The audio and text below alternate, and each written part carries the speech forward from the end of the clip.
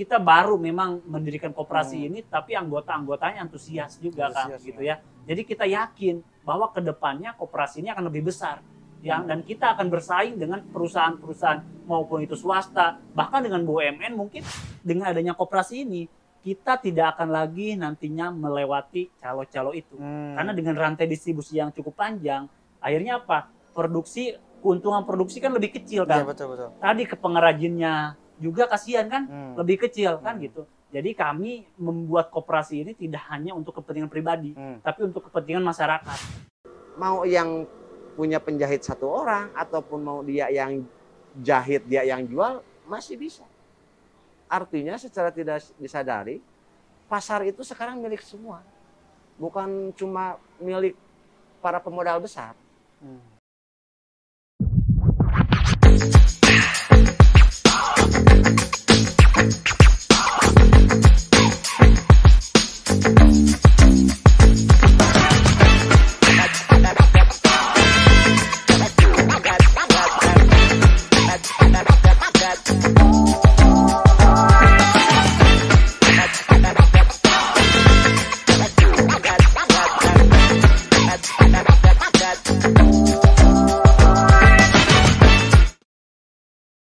Assalamualaikum warahmatullahi wabarakatuh. Sampurasun wargi Jabar. Kali ini saya berada di salah satu sentral pengrajin tas di Indonesia yang ada di Kabupaten Barut. Nah, kali ini saya bersama 2 orang yang sangat inspiratif, yang yang menjadi figur Kang dalam keberjalanan roda ekonomi di level masyarakat. Nah, kali ini sama Kang Denny. Iya. Kang Denny dia ada salah satu pendiri perajin dan salah satu pendiri koperasi perajin dan penjahit di Jawa Barat, dan Pak Cecep sebagai pelaku usaha ininya. Sehat, Kang? Alhamdulillah sehat. Gimana kabarnya Kang Irin? Alhamdulillah Kang, alhamdulillah. Kang Cecep, mengenai produksi penjahitan tas ini awalnya gimana sih, Kang? Sebenarnya baik, terima kasih ya. Assalamualaikum warahmatullahi wabarakatuh. Kabupaten Garut ini kan sebenarnya dari dulu terkenal dengan industri tas. Jadi karena saya ini kan memang berada di lingkungan industri tas, dan notabene masyarakat ini pada umumnya memang penjahit tas sama pengrajin tas. Sebenarnya kalau saya masih ada senior saya sebelumnya. Saya generasi keberapa gitu. Nah, dalam era sekarang ini saya juga dibentuk oleh lingkungan yang mayoritas pengrajin tas. Saya sudah kurang lebih menjalani konveksi tas itu antara 6 sampai 7 tahun. Berjalan seiring waktu. Dari mulai merintis, dari nol, dari belum punya pekerja, sampai mendidik pekerja, sampai sekarang. Tertarik dengan lingkungan yang berjalan di lingkungan produksi tas.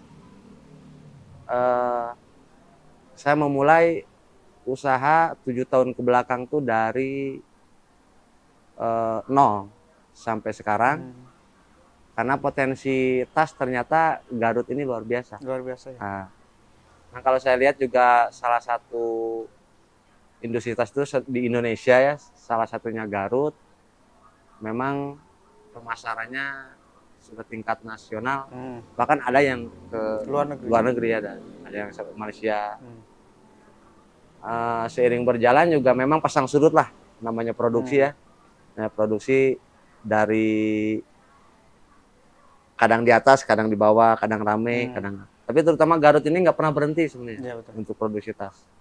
Karena selama saya bergelut juga nggak pernah ada penjahit yang nganggur. Ya, alhamdulillah sekarang merintis, sekarang juga ada inisiatif sama Kang Denny untuk mewadahi para pengrajin tas ini dalam satu bentuk wadah koperasi. Ini sebenarnya dari dulu cita-cita saya ini ingin mewadahi para pengrajin dan penjahit tas ini dari dulu. Akhirnya dalam momentum ini alhamdulillah bisa terbentuk, dan ternyata ini bukan bukan capaian dari dulu, ternyata ini baru mulai ternyata. Jadi mulai dunia baru. Jadi harapannya nanti penjahit sama para pengrajin ini punya wadah koperasi yang bisa menampung atau mewadahi segala kebutuhan para penjahit dan pengrajin. Iya, betul. Kang Den nih Kang. Siap Kang. Akang tuh kan dari awal tuh usahanya tuh gula aren. Gula aren ya Kang. Terus kegalian-galian kayak gitu kan. Betul. Sekarang kok ingin mendirikan koperasi tas? Gimana tuh Kang? Terima kasih Kang. Sebetulnya saya itu orangnya itu penasaran Kang. Dan saya itu nggak bisa kalau melihat potensi itu dibiarkan saja. Iya. Dulu saya mungkin Kang Eri sudah tahu ya. Iya. Awalnya saya usaha gula aren, saya melihat potensi di daerah itu rantai distribusi yang cukup panjang, tapi potensinya itu luar biasa kalau kita mau geluti. Tapi orang jarang melihat itu. Nah, hal-hal itu yang saya suka Kang. Ataupun kemarin juga saya main di penggalian tanah lain sebagainya. Apapun yang memang itu bisa menghasilkan dan itu menurut saya itu baik ke depannya, ya saya ambil. Terutama salah satunya ini adalah pendiri koperasi tas ya. Saya melihat di Garut itu, betul tadi kata Kang Ecep, di Garut itu memang sentralnya tas Kang. Tas ya. Dan itu memang potensinya bagus. Ini di Garut itu terutama di Kabupaten Garut ya, di Pengauban daerah sini ini udah dari dulu, udah lama banget yang saya lihat itu. Tapi lambat laun ini akan terkikis juga dengan perkembangan zaman, adanya persaingan dan sebagainya. Saya lihat tentunya yang namanya usaha itu sekarang tidak lagi untuk kita bersaing, tetapi berkolaborasi Kang. Saya menanyakan kepada beberapa dari pengrajin di Garut ini, banyak keluhan-keluhan tadi, mulai dari distribusi barang, mulai dari hulu sampai hilirnya itu ternyata banyak masalah di situ. Dan memang saya sering sampaikan, setiap orang itu pasti punya kelebihan dan kekurangan Kang. Nah, di sini saya ingin membuat koperasi itu biar ada tadi biar ada wadahnya. Biar ada wadah ya. Kalau kita udah ada wadah enak Kang. Ya, karena di situ kita koperasi itu kan soko guru perekonomian ya, soko guru perekonomian. Tapi yang namanya koperasi dari dulu itu yang kita tahu adalah mungkin koperasi simpan pinjam ya. Iya betul. Betul kan? Kalau saya pinjam, ya mau kemana? Kata Kang Cep itu pernah cerita ke saya mau kemana? Pinjam uang mau ke koperasi, gitu kan? Brand koperasi itu yang inget simpan pinjam ya. Apalagi sekarang lagi maraknya pinjol ya. Pinjol betul. Ya itu koperasi. Tapi bagaimana koperasi itu sebetulnya wadah yang besar. Yang penting siapa di dalamnya dan bagaimana membawa koperasi itu. Dan saya dan Kang Ecep membuat koperasi ini akan lebih besar menurut saya Kang. Karena kami juga akan berkolaborasi dengan pemerintahan, akan berkolaborasi juga dengan perusahaan-perusahaan swasta dan sebagainya. Dengan apa? Dengan pengetahuan dan kita berkolaborasi semuanya Kang. Seperti itu mungkin. Muncul-munculnya itu dari kapan sih Kang? Muncul-munculnya memang kalau yang namanya koperasi, saya dari dulu dari zaman kuliah itu saya menjadi ketua koperasi Kang. Dan saya lihat koperasi itu memang ya kadang kaku ya, kaku koperasi itu. Tidak bebas gitu ya. Saya melihat beberapa koperasi juga ya Kak. Saya memang dari dulu ingin membuat koperasi yang memang koperasi itu bisa berdampak besar ke masyarakat dan itu bisa besar koperasi itu. Ya, saya ingin makanya di koperasi ini itu kan karena ini koperasi Jawa Barat Kang ya. Kita koperasi Jawa Barat bukan koperasi Kabupaten Garut saja, tapi Jawa Barat Kang. Karena nggak hanya dari Kabupaten Garut saja pengrajinnya, ada juga dari Kabupaten Bandung, dari Bandung anggotanya itu Kang. Jadi kita merangkul semua pengrajin tas itu Kang. Nah, mulai dari itu, mulai saya kepikiran ingin membuat koperasi ini, ya. Akhirnya ya saya membuat koperasi dengan Kang Cecep. Kebetulan Kang Cecep ini alumni dari IKOPIN, jadi dia juga paham terkait koperasi. Ya, kita tidak bisa membuat koperasi. Saya misalkan punya ide ingin buat koperasi dengan plan yang seperti apapun juga, tapi nggak ada partner yang paham terkait koperasi seperti apa. Dan alhamdulillah saya ketemu dengan Kang Cecep. bagaimana dia paham juga tentang koperasi dan bisa menggerakkan para pengrajin-pengrajin UMKM, terutama produksi tas. Nah, itu mungkin jadi saya kepikiran ingin membuat koperasi yang Kang Cecep, dan nanti kedepannya saya yakin koperasi ini akan menjadi koperasi terbesar di Jawa Barat. Ya, betul.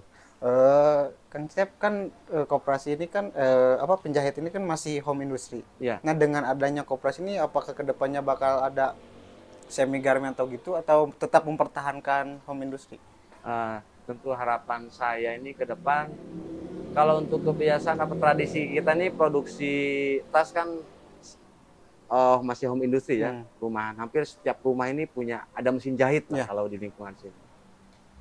Dan seiring perkembangan zaman ini sama permintaan pasar kan cukup tinggi. Jadi langkah ke depan ini koperasi ini harus punya satu induk ya, atau fasilitas buat penjahit yang modern. Terlepas dari kebiasaan para penjahit di rumah ya, kan biasanya kan ada yang di Garut ini menjahit bisa sama anak istrinya di rumah, ada yang bantu. Tapi selain itu, kebiasaan itu juga kan baik. Itu tidak akan dihapus, tetap berdaya. Cuma ditingkatkan dengan nanti koperasi mempunyai satu fasilitas induk buat para penjahit. Para penjahit yang pengen bekerja di induk koperasinya penjahit. Jadi kita nanti harapan punya satu gedung pusat milik koperasi. Itu bisa digunakan oleh semua pengrajin tas, baik dari untuk produksi, pemasaran. Jadi kita selain dari produksi juga ingin memfasilitasi pasar bagi para pengrajin yang ada di lingkungan sini. Kan di sini kan banyak pengrajin-pengrajin kecil yang punya produk sedikit-sedikit. Mereka terbatas dengan modal, tapi mereka kadang bingung dengan penjualannya seperti apa. Kita bisa fasilitasi untuk market pasar. Ada berapa tuh Kang yang tergabung dalam koperasi ini Kang? Sebenarnya untuk sekarang ini yang sudah terdata di database koperasi lebih dari 200 anggota sudah terdata. Jadi karena kita skupnya wilayah Jawa Barat, ini tidak tertutup kemungkinan koperasi ini kan berarti harus ada perwakilan di tiap wilayah. Itu kan nanti ke depan kita database setiap anggota yang ada di tiap wilayah atau tiap kabupaten. Kan penjahit tas itu kan bukan cuma di Garut kan, di Purwakarta ada, Cianjur juga ada, Sukabumi juga ada, Tasik, itu banyak sebenarnya para penjahit tas. Jadi ini muncul di Garut, ya berhubung kan di kita ini memang sentra kebiasaan juga lingkungan ada penjahit. Nanti akan muncul satu harapan bagi para penjahit-penjahit yang selama ini kan ibaratnya mereka tidak punya satu pegangan. Jadi kalau menjahitnya pertama gini, saya pengen ada para penjahit itu ada kepastian kerja. Harapan saya ke situ. Jadi pekerjaan itu rutin ada. Jadi setiap ada pekerjaan atau proyek pekerjaan tas yang datang dari permintaan pasar atau dari pekerjaan tas yang datang dari swasta atau pesanan dari pemerintah, kita bisa tampung, kita bisa sebarkan ke para penjahit. Sebenarnya potensi itu sangat memungkinkan. Begini, realisasi di lapangan sekarang kan masih banyak rantai distribusi pekerjaan itu masih terlalu panjang. Jalur distribusinya. Akhirnya para penjahit ini selalu jadi yang terkecil. Misalnya ada proyek nih dari Kementerian Pertanian atau dari Kementerian Koperasi, pembuatan, atau yang sering tuh datang ke sini dari Kementerian Sosial. Kalau ada bencana nasional kan suka ada tas bansos tuh. Di kita tuh pelaksana produksinya sebenarnya di Garut. Banyak di Garut tuh. Salah satunya di kita tuh tempat produksinya. Tapi yang jadi permasalahan kadang-kadang untuk upah dari proyeknya pemerintah itu selalu jadi masalah. Tidak ada nilai tambah. Nah harapannya kita ketika ada koperasi, nah nanti ke depan kepada pemerintah sekarang sudah lahir nih koperasi penjahit dan pengrajin tas di Jawa Barat. Nanti pemerintah mudah-mudahan bisa melihat, bisa menggandeng koperasi untuk jasa produksi, baik berupa kebutuhan untuk pemerintah atau untuk seminar atau untuk apa, sosial bantuan. Kita siap menjadi pelaksana. Kita sangat-sangat layak untuk produksi secara nasional sebenarnya. Untuk kalau nanti sudah tertata nih para anggota, kita sudah mampu sebenarnya. Bukan swasta saja yang bisa. Jadi nanti rantai distribusi ketika proyek turun tuh kita bisa langsung ke penjahit. Artinya dari segi upah itu penjahit tidak terlalu minim. Karena itu memang menjadi alasan klasik dari dulu. Untuk penjahit setiap ada pekerjaan tuh nilai tambahnya kurang kalau ada pesanan-pesanan. Untuk jenis tasnya sendiri bebas kamu? Bebas. Karena semua jenis yang kita kelola nih, semua jenis tas kita bisa produksi. Tas sekolah, tas untuk seminar, tas untuk perusahaan, promosi atau untuk merchandise, itu biasa kita produksi, dan itu suatu pekerjaan yang rutinitas dan biasa. Kita ada untuk yang tas wanita, ada pengrajinnya tas wanita. Ini untuk tas sekolah, ini pengrajinnya tas sekolah. Ini tas untuk kebutuhan khusus, ada pengrajinnya. Karena penjahit itu semua ada kalau kita sekarang kita lembagakan, semua ada. Ada penjahit baju, kita penjahit baju para kepala maklunya tas itu sudah bisa direkrut. Jadi harapan kita ini, satu, kita jadi sarana informasi, sarana informasi bagi para penjahit untuk mencari pekerjaan. Yang keduanya, kita juga sekaligus jadi sarana pemerintah juga untuk melihat bagaimana kondisi UKM khususnya bidang pengrajin tas di lapangan. Insya Allah saya rasa dengan hadirnya koperasi ini, karena harapan saya juga itu yang tadi saya sampaikan, sangat-sangat mungkin untuk direalisasi dan saling menguntungkan semua pihak. Kang Denny, untuk strateginya gimana tuh Kang? Kan kebanyakan kalau yang biasanya produksi-produksi itu susah untuk pemasaran. Nah, ketika udah masuk ke koperasi ini, strategi dari koperasi itu sendiri bagaimana sih untuk cara pemasaran? Terima kasih. Pertama tadi betul yang disampaikan sama Kang Cep. Kita membuat koperasi bagaimana anggota itu sejahtera, ya, sejahtera bersama anggota, ya slogan. Ya bagaimana kita membuat strategi kedepannya itu yang akan kita lakukan. Pertama, kita itu akan apapun yang konsumen butuhkan, kita siap produksi. Karena kita sudah lembaga koperasi, dan di situ tidak hanya tadi Kang Cep sampaikan, kita tidak hanya satu pengrajin saja keahliannya, tapi banyak keahliannya. Apapun yang mereka butuhkan kita siap. Pertama, salah satunya kita akan banyak promosi juga, Kang. Bagaimana pemerintah dengan swasta, bagaimana mereka itu melihat bahwa koperasi ini itu bisa melakukan apapun terkait luar lingkup penjahit, Kang. Terutama lingkup tas, Kang, ya. Tas. Dan kedepannya kami akan membuat perusahaan ini menjadi besar, Kang. Karena apa? Kami itu akan nanti pertama akan kerjasama juga dengan pemerintahan. Kami juga kalau misalkan nanti dari Kementerian Koperasi terutama, ya, karena kita lembaga koperasi, mulai dari kementerian, mulai dari dinas koperasi provinsi, kabupaten, kota, itu memang harus fokus kepada kami, gitu. Karena kami itu adalah lembaga koperasi.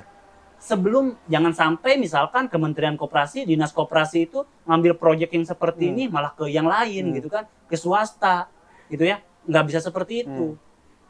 Kita koperasi ini, mereka kan pasti pemerintah itu ingin koperasi ini besar, kan? Bagaimanapun juga itu adalah menjadi program mereka, ya. Jadi ya tadi pemerintah juga mau itu kementerian maupun itu koperasi pemerintahan daerah maupun kabupaten kota, yaitu harus diutamakanlah dari kami. Makanya nanti setelah kami membuat profil yang memang itu bagus, ya, kami akan mengajukan proposal, akan mengajukan pengajuan terkait pengadaan kepada kementerian, nanti juga akan mengajukan pengadaan kepada dinas provinsi dan kabupaten kota, Kang. Itu yang pertama akan kami lakukan. Karena kenapa? Mereka harus menggunakan jasa kami sebelum mereka menggunakan jasa orang lain. Karena apa? Tidak ada alasan mereka tidak bisa menggunakan jasa kami. Karena apa? Apapun yang mereka mau, terutama sentral tas, kita siap, gitu ya. Karena pengrajinnya itu udah siap. Ya kalau misalkan kan pasti ada standarnya, kan? Ada standar produksi, ada standar barang. Ya kita siap mengikuti dengan standar yang dibutuhkan pemerintah. Itu pertama. Yang kedua, kita tidak hanya dari pemerintah saja, Kang. Kita juga akan merambah terhadap swasta-swasta. Sekarang saja memang ini udah berjalan sebetulnya ya. Ada beberapa brand-brand yang brand-brand terkenal itu yang ngambil dari kita, gitu ya. Brand-brand terkenal lah yang kita sudah pakai, yang semuanya orang tahu, dari kita produksinya, gitu kan, dari kita. Tapi kita itu tidak bisa semua kehandle sama kita, ya. Jadi sebetulnya permintaan itu banyak, Kang, ya. Tetapi tadi kita tidak bisa produksi sendiri. Harus berkolaborasi. Makanya tadi Kang Cep menyampaikan kita akan membuat semi garment, Kang, ya. Dengan berkolaborasi dengan beberapa anggota, kita akan membuat semi garment ke depannya. Insya Allah di tahun ini itu kita akan ada semi garment, gitu. Dan itu menjadi wadah koperasi bagaimana nanti para maupun itu dari pemerintah atau swasta yang membuat proyek-proyek terkait kerjasama dengan kita siap, gitu.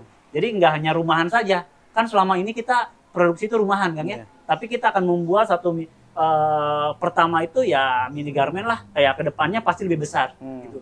Dan ini akan mengalahkan, saya yakin akan mengalahkan perusahaan-perusahaan besar terutama di Indonesia, Kang, gitu. Karena kenapa?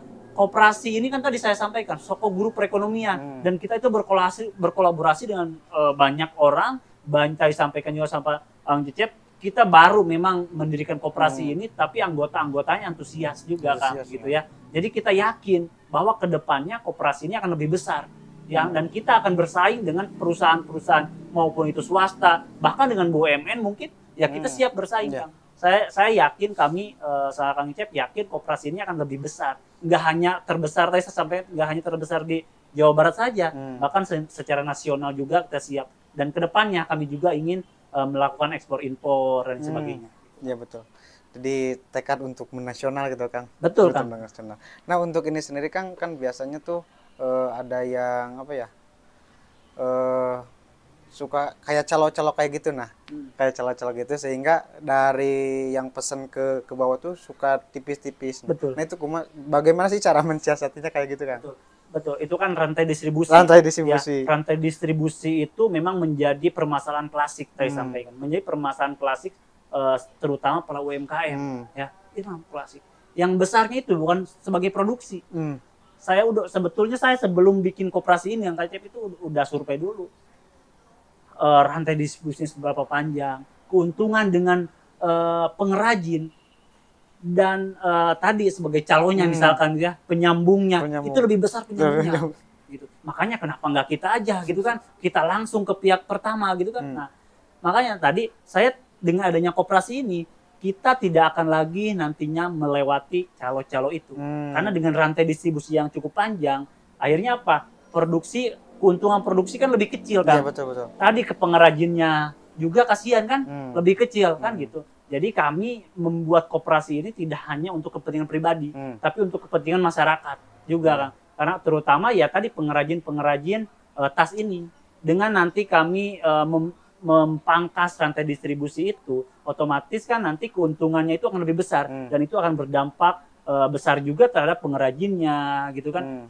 Tadi juga akan berdampak besar juga terhadap pengusahanya, terutama pada yang sudah menjadi anggota koperasi kami, gitu kan. Seperti itu, Kang. Kang Cecep, Kang, soal ini perjalanan dari Jahit kan sebelumnya sudah ada pandemi. Nah untuk prosesnya ataupun kendala-kendalanya waktu pasca dan sebelum dan sesudah pandemi itu seperti apa sih? Oke.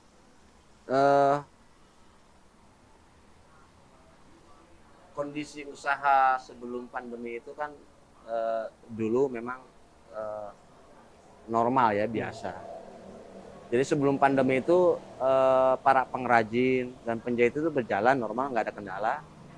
Distribusi mereka itu kan salah satunya ke toko. Biasanya kan pemasarannya itu ke Tanah Abang, Pasar Senen, Pasar Baru, Kalimantan, Sumatera. Sebenarnya dari sini tuh sudah lingkup nasional, khususnya untuk tas sekolah ya, kebutuhan tas sekolah.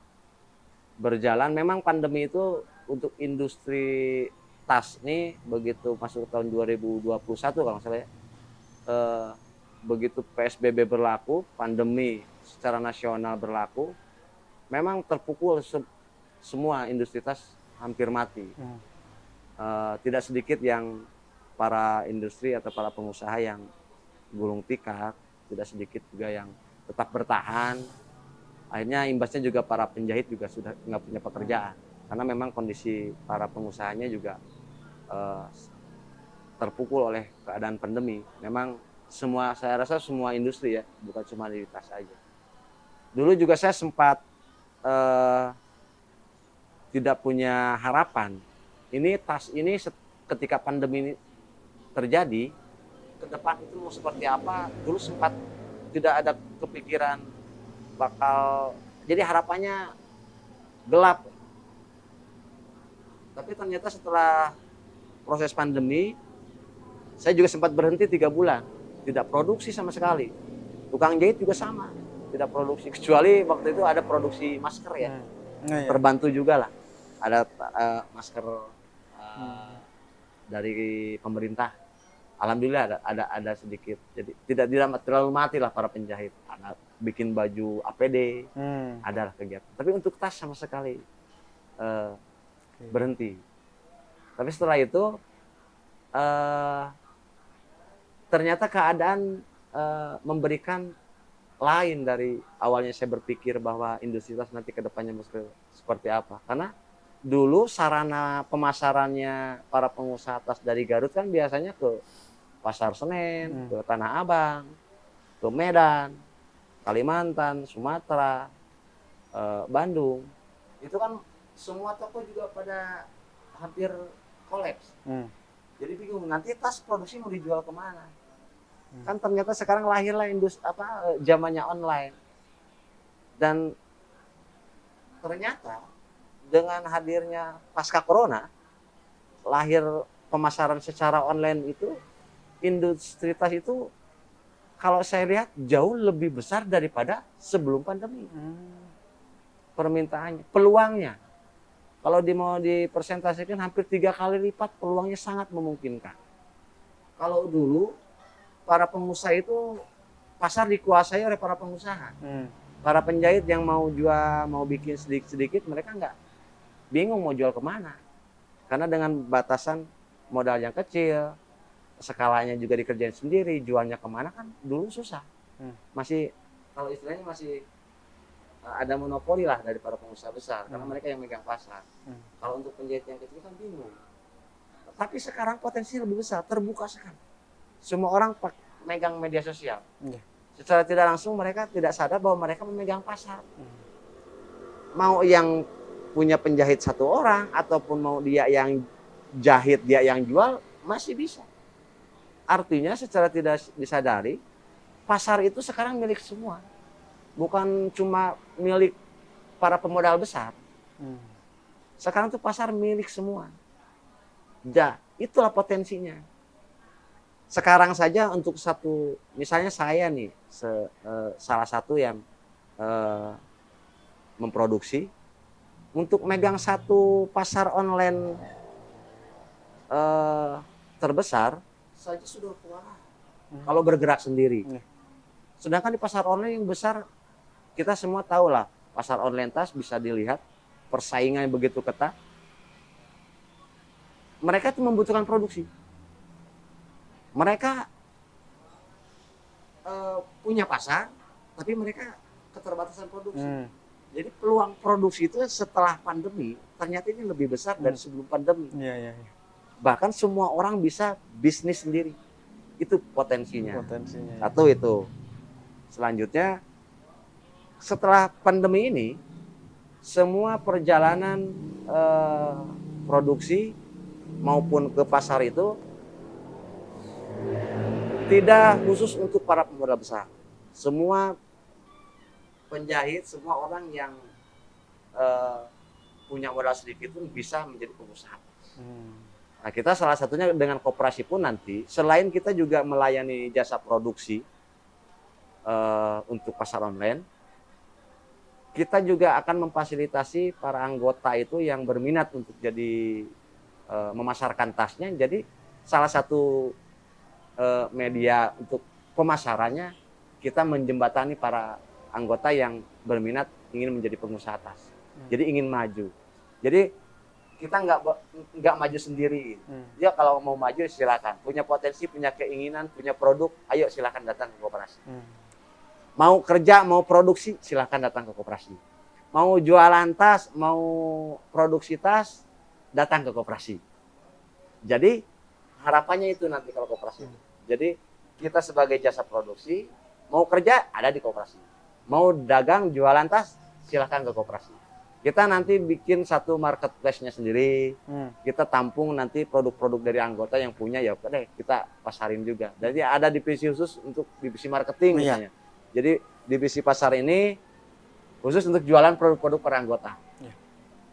Kemudian divisi produksi ya udah berjalan produksi. Kita tampung semua kebutuhan produksi dari pasar-pasar online yang berjalan sekarang. Kan banyak sekali sekarang pasar online.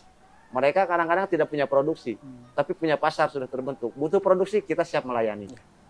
Jasa pasarnya, oke, kita juga bantu untuk marketingnya. Selain itu juga, makanya harapan ini dengan Kang Denny juga, alhamdulillah, mudah-mudahan mimpi besar ini bisa terrealisasi dengan sempurna harapannya. Karena memang potensinya banyak sih.